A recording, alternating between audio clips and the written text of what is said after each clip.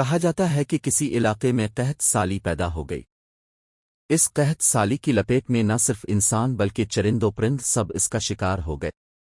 مویشی مالکان بے حد پریشان تھے۔ اس دوران ایک مسجد کے مولوی نے جمعہ کے خطبے میں نہایت یقین کے ساتھ یہ بات بتائی کہ اللہ کا نام لے کر یعنی بسم اللہ پڑھ کر دریا کو حکم دیا جائے تو وہ بھی نافرمانی نہیں کرتا۔ خطبہ سننے والوں میں ایک چرواہا بھی موجود تھا۔ مولوی کی یہ بات اس کے دل میں اتر گئی اور اس بات پر اس کا یقین کامل ہو گیا۔ اس نے واپس آ کر اپنی بکریاں کھولیں اور سیدھا دریا پر چلا گیا۔ اونچی آواز سے بسم اللہ الرحمن الرحیم پڑھا اور دریا کو کہا وہ اپنی بکریاں چروانے کے لیے دوسرے پار جانا چاہتا ہے، اور اسے کہا کہ مجھے اپنے اوپر سے گزرنے دے۔ یہ کہہ کر اس نے اپنی بکریوں کو لیا اور دریا پر چلتا ہوا دریا پار کر گیا۔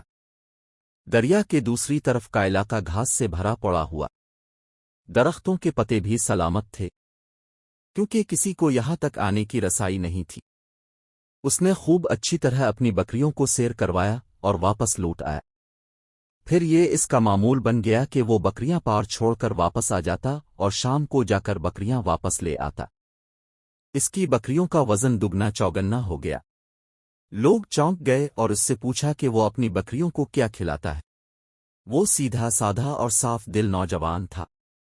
اس نے صاف صاف بات بتا دی کہ جناب میں تو بسم اللہ الرحمن الرحیم پڑھ کر دریا پر چل کر اپنی بکریاں دوسری طرف چروانے لے جاتا ہوں۔ یہ بات سب نے سنی مگر کسی نے اس چرواہے کی بات پر یقین نہیں کیا کیونکہ یہ ناقابل یقین بات تھی۔